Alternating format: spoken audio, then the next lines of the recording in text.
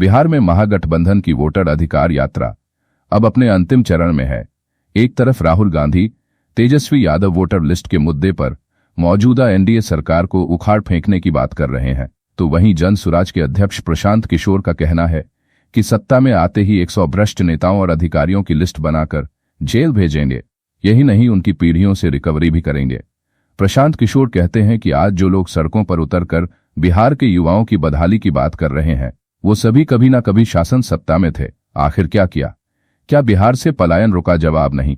लेकिन जब हम सत्ता में आएंगे तो पलायन रोकेंगे। बिहार का युवा यहीं रहकर अपने सपनों को जमीन पर उतार सकेगा। जन सुराज कह रहा है कि साल भर के अंदर किसी को बिहार में पलायन नहीं करना पड़ेगा। हम लोग ये नहीं कह रहे कि पलायन रोक देंगे। कैसे रोकेंगे आपको समझा रहे। पलायन को अगर समझना है तो पहले ये समझिए कि जो पलायन आपको दिखता है ये व्यक्तियों का पलायन है, श्रम का पलायन है, लोगों का पलायन है। जो दो पलायन जो आपको नहीं दिखता है वो है बुद्धि का पलायन और पूंजी का, पैसे का पलायन। बिहार से करीब 50 लाख लोग बाहर गए हैं नौकरी मजदूरी करने, लेकिन आपको ये नहीं पता है कि बिहार से हर साल 2.5 लाख करोड़ रुपया हर साल बिहार के बैंकों के माध्यम से आपका, हमारा हर घर से पलायन हो रहा है पैसे का, वो दूसरे राज्य में जा रहा है। अब आप कहिएगा ये कौन नया शगुफा है? बैंक में आप रुपया रखते हैं, बैंक का धंधा कैसे चलता है? बैंक आपसे पैसा जमा कराता है और फिर जरूरतमंदों को, जिसको बिजनेस करना है, घर बनाना है, गाड़ी खरीदना है, पढ़ाई करना है, खेती करना है, बैंक वाले उसको कर्ज देते हैं, लोन देते हैं। और देश में एक व्यवस्था है इसको जांचने के लिए, जिसको कहते हैं रिजर्व बैंक ऑफ इंडिया इसको जारी करता है, इसको कहता है CD ratio, credit deposit ratio. ये आंकड़ा बताता है कि कितना रुपया लोगों ने बैंक में रखा और बैंक ने कितना पैसा कर्ज के तौर पर समाज को दिया। तो पूरे देश में जो व्यवस्था है इसमें क्रेडिट डिपॉजिट रेशियो है 70%। मतलब पूरे देश के लोगों ने जितना पैसा बैंक में रखा उसका 70% पैसा बैंक वालों ने वापस कर्ज के तौर पर समाज को दिया, रोजी रोजगार के लिए, पढ़ाई के लिए, खेती के लिए, घर के लिए। बिहार में ये सीडी रेशियो है 40%। मतलब हमने अगर 100 रुपया बैंक में रखा तो बैंक वाला सिर्फ 40 रुपया ही कर्ज देता है, बाकी का 60 रुपया कहाँ गया? बाकी का 60 रुपया चला गया गुजरात, महाराष्ट्र, कर्नाटक, तमिलनाडु, केरल। वहां पर सीडी रेशियो कितना है? 90, 95, 100। मतलब अगर आंध्र प्रदेश में लोगों ने बैंक में 100 रुपया जमा किया तो बैंकों ने 100 रुपया, 105 रुपया कर्ज के तौर पर वापस दिया। इसका असर समझिए। पिछले साल बिहार में आपने, हमने, यहाँ की गरीब अमीर जनता ने मिलके बैंकों में 4,21,000 करोड़ रुपया जमा किया। यहाँ सीडी रेशियो है 40%, तो उसका मतलब है कि 1,61,000 करोड़ रुपया कर्ज के तौर पर बैंकों ने वापस लौटाया। बाकी पैसा कहाँ गया? बाकी पैसा चला गया दूसरे राज्य में। इसको मैं कहता हूं पूंजी का पलायन। 1990 में जब लालू जी मुख्यमंत्री बने तब से लेकर पिछले साल तक बिहार से 26.5 लाख करोड़ रुपया, ध्यान से सुनिए, 26.5 लाख करोड़ रुपया आपका, हमारा पैसा बैंकों ने दूसरे राज्य में भेज दिया। तो जन सुराज पहली बात ये कह रहा है कि बिहार में सीडी रेशियो को, क्रेडिट डिपॉजिट रेशियो को सुधार कर राष्ट्रीय औसत के बराबर किया जाएगा। उससे हर साल बिहार में 2 से 2.5 लाख करोड़ रुपया लोगों के पास रोजगार के लिए, कृषि के लिए, घर बनाने के लिए उपलब्ध हो जाएगा। आप अंदाजा लगाइए कि अगर 2.5 लाख करोड़ रुपया यहां लोगों के पास एक्स्ट्रा मिले तो कितने ज्यादा घर बनेंगे, कितने लोग अपने बिजनेस को बढ़ाएंगे, कितने लोग नई गाड़ी खरीदेंगे, कितने लोग नया खेती का काम करेंगे। अगर फिर भी नहीं समझ में आया कि क्रेडिट का क्या महत्व है, तो आप यहाँ जितने लोग आए हैं, आप या तो गाड़ी से आए होंगे, मोटरसाइकिल से आए होंगे। कोई ऐसा आदमी नहीं होगा जिसने गाड़ी और मोटरसाइकिल के लिए बैंक से कर्ज नहीं लिया। अगर बैंक से लोन न मिले तो अगर 100 गाड़ी है तो घट के 5 गाड़ी हो जाएगा। कर्ज मिल रहा है तो आप गाड़ी खरीद पा रहे हैं। कर्ज मिल रहा है तो आप देख रहे हैं कि बिहार के गांव-गांव में लोग मोटरसाइकिल खरीद लिया है। तो कर्ज की, पूंजी की महत्ता समाज के विकास में बहुत ज्यादा है, जिस पर आज तक बिहार में ध्यान ही नहीं दिया गया। अब आप कहिएगा कि प्रशांत किशोर ही इसकी बात क्यों कर रहे हैं? अरे मेरे भाई, आपको मैं चुनौती दे रहा हूं। जिसको भी आप बिहार में बहुत पढ़ा लिखा समझदार नेता मानते हैं, उसको बुलाइए और उससे पूछिए कि भाई प्रशांत किशोर कह रहे हैं कि रिजर्व बैंक ऑफ इंडिया का आंकड़ा है कि पिछले 30 वर्ष में बिहार से 26 साढ़े 26 लाख करोड़ रुपया का पलायन हुआ है। तो कहेगा कि ये क्या होता है, उसको पता ही नहीं है कि सीडी रेशियो क्या होता है। ऐसा नहीं है कि ये बैंकों की मनमर्जी है। आपके जानकारी के लिए बता दें, देश के स्तर पर इसका इतना महत्व है कि देश के स्तर पर प्रधानमंत्री के चेयरमैनशिप में कमेटी होती है जो इस बात को देखती है कि सीडी रेशियो 70 के नीचे न जाए। राज्य के स्तर पर मुख्यमंत्री के अध्यक्षता में कमेटी होती है, लेकिन जैसे बिहार में यहाँ का सीओ, बीडीओ, टीचर, दरोगा मुख्यमंत्री का बात नहीं मान रहा है, वैसे बैंक वाले भी मुख्यमंत्री की बात नहीं मान रहे हैं। तो रोजगार के लिए जन स्वराज का पहला फॉर्मूला है कि सीडी रेशियो को 6 महीना में सुधारिए और 2 से 2.5 लाख करोड़ रुपया एक्स्ट्रा बिहार के लोगों को उपलब्ध कराइए।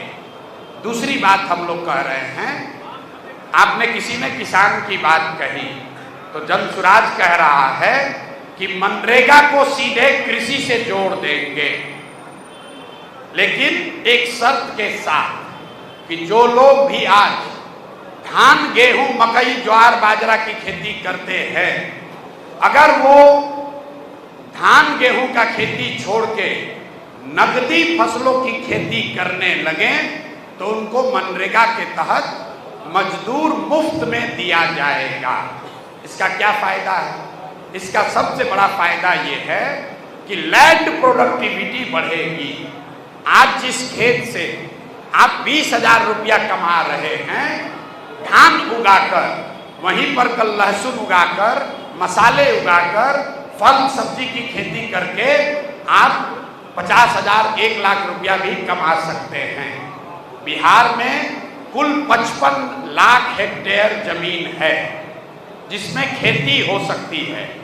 55 लाख हेक्टेयर, करीब करीब 70 लाख एकड़ जमीन जहां खेती हो सकती है, उसमें सिर्फ 2 लाख हेक्टेयर जमीन ही ऐसा है जहां पर नकदी फसल की खेती होती है।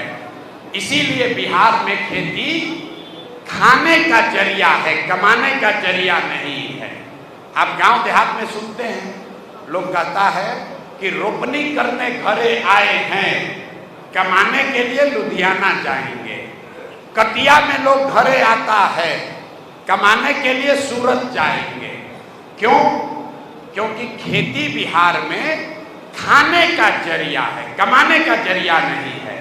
तो खेती को कमाने वाला बनाया जाए, इसके लिए जरूरी है कि बड़े पैमाने पर यहाँ मसालों की, सब्जी की, फलों की, कैश क्रॉप की, नकदी फसलों की खेती हो।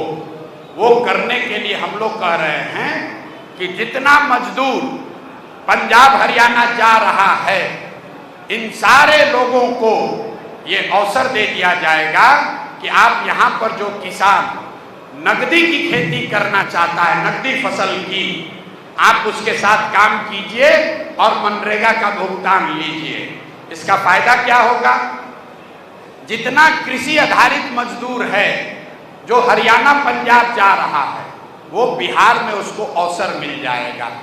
दूसरा बड़ा फायदा ये होगा कि मनरेगा की चोरी बंद हो जाएगी, क्योंकि जिस किसान को मजदूर दीजिएगा वो किसान उससे काम कराएगा, वो झूठ मूठ का फर्जी काम नहीं करेगा।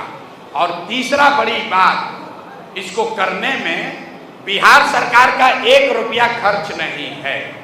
मनरेगा का सारा पैसा दिल्ली से मिलता है। पिछले साल मनरेगा में केंद्र सरकार ने जो 100 रुपया बिहार को अलॉट किया, तो हम लोग सिर्फ 40 रुपया ही ले पाए, 60 रुपया दिल्ली में ही सरेंडर कर दिया। तो अगर मनरेगा को कृषि से जोड़ेंगे तो दिल्ली से सारा मनरेगा का पैसा आएगा, और जो मजदूर आज पंजाब में हरियाणा में खेती में मजदूर कर रहे हैं खेतों में, वो बिहार में खेती मजदूरी करेंगे, और बिहार के जो कृषक हैं, किसान हैं, उनकी आमदनी में आमूल चूल परिवर्तन आएगा। तीसरा और अंतिम बात, रोजगार के लिए हम लोग कह रहे हैं कि जो भी रोजगार करना चाहता है उसको जन सुराज की व्यवस्था बनने के बाद कर्ज पर सिर्फ 4% ब्याज लगेगा, 4 रुपया सालाना ब्याज लगेगा। ये क्यों कह रहे हैं? बिहार में समाज में कर्ज लेकर बिजनेस व्यापार करने की प्रवृत्ति नहीं है। यहाँ पर लोग, अगर सामाजिक अध्ययन आप करेंगे तो आपको पता चलेगा कि यहाँ पर ज्यादातर लोग बैंक से कर्ज 3 बात के लिए लेते हैं: अपने बेटी के शादी के लिए, घर बनाने के लिए, और अपने लड़कों को पढ़ाने के लिए। बिजनेस व्यापार के लिए लोग लोन नहीं लेना चाहता है ज्यादातर आदमी। क्यों? क्योंकि यहाँ सामाजिक बनावट ऐसी है कि यहाँ पर समाज में लोग मूलधन से ज्यादा ब्याज से डरता है। आप गांव देहात में जाइएगा तो लोग बताएगा, भाई बिजनेस कर्जा लेके 2 गाय काहे नहीं खरीदते हो? तो कहेगा कि भैया चक्रवृद्धि ब्याज में फंस जाएंगे, बर्बाद हो जाएंगे। क्योंकि सालों साल से यहाँ ब्याज का दर सूदखोरी रही है। 10%, 5% पर लोग लोन लेते हैं। एक बार लोन ले लिया तो जीवन भर उसका सूद भरता रहता है। इसलिए लोग मजदूरी करना चाहते हैं, कर्ज लेकर बिजनेस व्यापार नहीं करना चाहते हैं। तो इस प्रवृत्ति को सुधारने के लिए जन सुराज ये कह रहा है कि जो भी बिजनेस व्यापार करना चाहता है, आप बैंक से कर्ज लीजिए और 4 रुपया सालाना ब्याज दीजिए। 6 रुपया ब्याज आपकी ओर से, सरकार की ओर से भरा जाएगा। इसका असर क्या होगा? हम जो भी काम बता रहे हैं इसका खर्चा भी आपको बता रहे हैं। इसका असर ये होगा कि अगर बजट में, बिहार सरकार का बजट है 3,17,000 करोड़, 3,17,000 करोड़ में अगर हम 6,000 करोड़ रुपया, मतलब 2% पैसा अगर बजट से निकाल दिया जाए तो समाज में लोगों को व्यापार करने के लिए 1 लाख करोड़ रुपया उपलब्ध हो जाएगा।